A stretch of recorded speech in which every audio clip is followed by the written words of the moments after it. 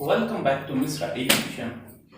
आज बच्चों हम लोग देखेंगे एक्सरसाइज 8.3 के क्वेश्चन नंबर 5 से लेकर 7 तक का। पिछले वीडियो में मैंने आपको इसके शेष क्वेश्चन को बता चुका हूँ। तो देखते हैं क्वेश्चन नंबर 5। इसमें लिखा हुआ है कि सेक 4a बराबर cos a माइनस 20 डिग्री। जहां 4a एक न्यून कोण है तो a का वैल्यू आपको फाइंड करना है। तो क्या करेंगे इसके लिए, जो प्रश्न दिया गया है सबसे पहले उसको आप नोट कर लेंगे। प्रश्न को नोट करने के बाद अब यहाँ पर इस प्रकार से को लिखना है कि ये कॉसेक के रूप में प्राप्त हो जाए। तो आप फार्मूला जानते हैं, कॉसेक 90 माइनस थीटा बराबर sec theta. Cosec 90 minus theta बराबर सेक थीटा।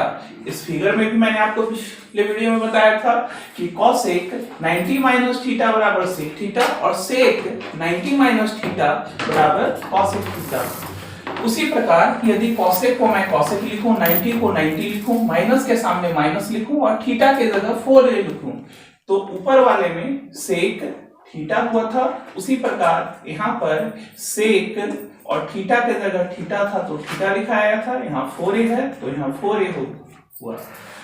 तो क्या इसको पढ़ेंगे, कॉसेक 90 माइनस 4a बराबर सेक 4a। कॉसेक 90 माइनस थीटा बराबर सेक थीटा के रूप में। अब आपको यहाँ पर इसी वैल्यू को पुट करना है। सेक 4a का कितना वैल्यू लिखा जा सकता है, कॉसेक 90 माइनस 4a बराबर जो लिखा हुआ है उसको इस साइड वाले को उतार देंगे आप सेम।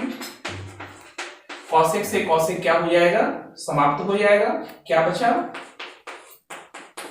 90 माइनस 4a बराबर a माइनस 20 डिग्री। इसके बाद 90 बराबर के सामने बराबर माइनस 20 है तो इधर आएगा तो हो जाएगा प्लस 20। a को आप लिखेंगे a, माइनस 4a उस साइड जाएगा बराबर के तो हो जाएगा प्लस 4a, और 4a और 1a 4a और एक और a तो कुल मिलाकर 5a। और इधर कितना हो जाएगा, 90 और 20 110। इसके बाद 110 को 110, 5 यहाँ दोनों के बीच कोई चिन्ह नहीं है तो गुना है, गुना वाला भाग में चला जाएगा। 5 चलाया, यहाँ पर आ गया a, 5 से कटेगा 22 बचे 110 तो a बराबर 22 डिग्री। इसलिए आप लिख सकते हैं a बराबर 22 डिग्री और इसको आप एक बॉक्स में घेर देंगे और बाहर में लिख देंगे आंसर। इस तरह क्वेश्चन नंबर 5 आपका कंप्लीट हुआ। प्रश्न संख्या 6 में प्रश्न संख्या 6 में लिखा हुआ है कि यदि ए, बी और सी त्रिभुज के अंतःकोण है और त्रिभुज के अंतःकोणों का योग हम जानते हैं कि 180 डिग्री होता है, इसी बात का इसमें आप उपयोग करेंगे। तो दिखाना क्या है कि साइन b प्लस c/2 बराबर cos a/2। बहुत ही इजी क्वेश्चन है, आप ध्यानपूर्वक इसे देखें, स्टेप बाय स्टेप समझने की कोशिश करें, बिल्कुल आसानी से बन जाएगा। तो सबसे पहले लिखेंगे त्रिभुज के तीनों अंतः कोणों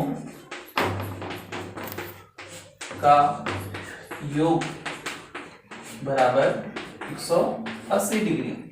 ये बात पूर्व से हम जानते हैं।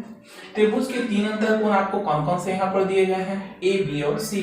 तो लिखेंगे कोण ए प्लस कोण बी प्लस कोण सी बराबर 180 डिग्री। इसके पश्चात समीकरण के दोनों पक्षों में आप 2 से भाग लगाएंगे, इधर भी और इधर भी, और क्या लिखेंगे, यहाँ पर लिख देंगे आप समीकरण के दोनों पक्षों में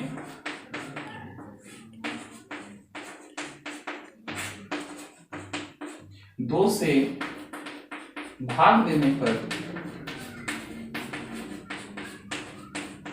जब 2 से आप डिवाइड इसको करेंगे, भाग लगाएंगे, तो चूंकि मेरे को b प्लस सी एक साथ रखना है और a अलग रखना है, आप यहाँ पर भी इसी प्रकार करेंगे a/2 और b प्लस सी/2, इसको आप अलग अलग कर देंगे। आप सोच रहे होंगे कि नीचे 2 आ जाने से कोई प्रॉब्लम हो रहा है, नहीं। पुनः आप लघुत्तम 2 और 2 का लेंगे तो 2 ही आएगा, और 2 से डिवाइड करेंगे तो 1 आएगा, तो यहाँ a प्राप्त हो जाएगा, बीच में प्लस हो जाएगा। फिर 2 से 2 में डिवाइड करेंगे तो पुनः एक बार में कटेगा, और 1 से जब इन दोनों को गुना करेंगे तो b और प्लस c ही रहेगा। अतः इसको इस रूप में लिखने पर भी क्वेश्चन पर और इसके आंसर पर कोई इफेक्ट नहीं पड़ता है। बराबर के सामने आप बराबर लिखेंगे, 2 से इसको कितने बार में कटेंगे, 90 बार में, तो यहाँ 90 डिग्री हो गया। अब क्वेश्चन के एक पार्ट्स को मेरे को यहाँ रखना है और दूसरे को चूंकि उधर ले जाना है, तो आप लिख सकते हैं b + c/2 बराबर 90, और प्लस में आपका a/2 लिखा हुआ है, उधर जाएगा तो क्या हो जाएगा, माइनस में a/2 हो जाएगा। दोनों तरफ आप क्या करेंगे, साइन से इंटू कर देंगे, यहाँ लिख दिए साइन और यहाँ भी लिख दिए साइन, दोनों तरफ साइन से आप इंटू कर दिए, तो साइन b + c/2 ये तो ऐसा ही रह गया, इसको कोई चेंज करने की जरूरत नहीं है। लेकिन यहाँ पर फिर फार्मूला आपको साइन 90 - थीटा, तो क्या होता है cos थीटा, तो साइन 90 - थीटा बराबर cos, और थीटा की जगह वैल्यू क्या है, a/2। आप देख सकते हैं कि साइन a + b/2 बराबर cos a/2 ये आपको प्राप्त हो चुका है।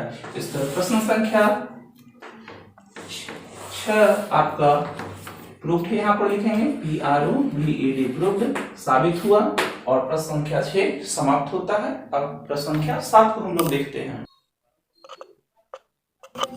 क्वेश्चन नंबर 7 अब